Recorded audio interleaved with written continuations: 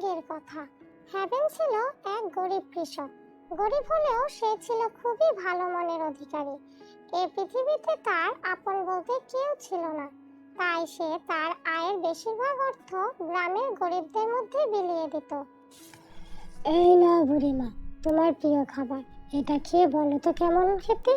হ্যাঁ বেন, তুমি প্রতিদিন কোনো না কোনো খাবার আমায় নিয়ে যাচ্ছ, তা বাবা তুমি খেয়েছো তো?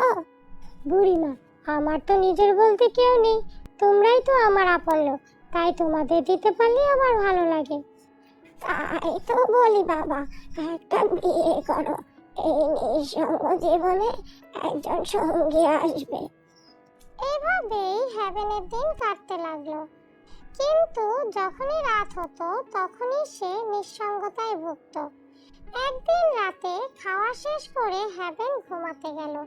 তখন সে স্বপ্নে দেখতে পেল এক সুন্দরী রাজকন্যা মেঘের বেলায় ঘুরে বেড়াচ্ছে আর হ্যাভেনকে ডাকছে, হ্যাভেন, হ্যাভেন। এই শোনো, কে তুমি? এভাবে হ্যাভেন রাজকন্যার পিছনে ছুটতে ছুটতে হ্যাভেনের ঘুম ভেঙে গেল। তখন হ্যাভেন বলল, আমি স্বপ্ন দেখছিলাম নাকি বাস্তব ছিল? এভাবে প্রতিদিন রাতেই হ্যাভেন একই স্বপ্ন দেখতে লাগলো। স্বপ্নে তারা অনেক গল্প করত। রাজকুমারী, তুমি শুধু আমার স্বপ্নেই কেন আসো, বাস্তবে কেন আসো না? তুমি আমার বাস্তবে পেতে চাও? অবশ্যই, আমি যে তোমায় অনেক ভালোবাসি। তুমি আমার বাস্তবে আসতে পারো না? আমায় তুমি বাস্তবে পেতে চাইলে আমায় খুঁজে বের করতে হবে। আর তখনই হ্যাভেনের ঘুম ভেঙে গেল। তখন হ্যাভেন রাজকুমারীকে খুঁজতে বের হয়ে গেল। সে রাজকুমারীকে খুঁজতে পথে পথে গ্রামে গ্রামে ঘুরতে লাগলো। হঠাৎ সে দেখতে পেল একটি ছোট পাখি একটি খাঁচার ভিতর বন্দী হয়ে আছে। হ্যাভেনকে দেখে পাখিটি বলল, আমায় বাঁচাও, আমায় এই বন্দিদশা থেকে রক্ষা করো। পাখির আকুতি শুনে হ্যাভেন খাঁচা থেকে পাখিটিকে মুক্ত করে দিল। সাথে সাথে পাখিটি একটি সুন্দর অপরূপা রাজকুমারীতে পরিণত হয়ে গেল। রাজকুমারীকে দেখে হ্যাভেন বলল, রাজকুমারী, তুমি এখানে এভাবে? হ্যাঁ হ্যাভেন, আমি অ্যাঞ্জেলা।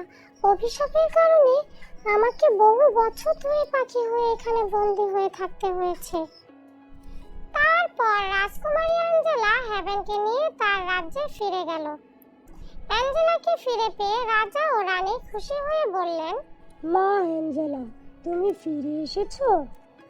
কতদিন দেখিনি তোমায় অ্যাঞ্জেলা। তারপর রাজা হ্যাভেনকে দেখে অ্যাঞ্জেলাকে বললেন, মা অ্যাঞ্জেলা, তোমার সাথে ওকে? বাবা, ও হ্যাভেন, ওর কারণেই আমি আজ মুক্ত। তারপর হ্যাভেনের কাছে এসে রাজা বললেন, হ্যাভেন, আজ থেকে তুমি আমার মেয়ে অ্যাঞ্জেলার যোগ্য সাথী। তারপর মহা ধুমধামের সাথে রাজকুমারী অ্যাঞ্জেলা ও হ্যাভেনের বিয়ে হয়। তারপর রাজা হ্যাভেনকে বললেন, অ্যাঞ্জেলা ও হ্যাভেন, তোমরা আজ থেকে মেঘের রাজ্যের রাজা ও রানী। এই মেঘের রাজ্যের সমস্ত দায়িত্ব তোমাদের উপর অর্পণ করা হলো। তারপর হ্যাভেন ও অ্যাঞ্জেলা মেঘের রাজ্যে গেল। মেঘের রাজ্যে গিয়ে হ্যাভেন বলল, ঠিক এমন একটা মেঘের রাজ্যেই তো তোমায় আমি স্বপ্নে দেখেছিলাম। আজ বুঝি আমার সকল স্বপ্নই পূরণ হয়ে গেল। আজ আমি আমার স্বপ্নের রাজ্যের রাজা, আর তুমি আমার রানী। তারপর হ্যাভেন ও অ্যাঞ্জেলা সুখের সাথে মেঘের রাজ্যে দিন পার করতে লাগলো।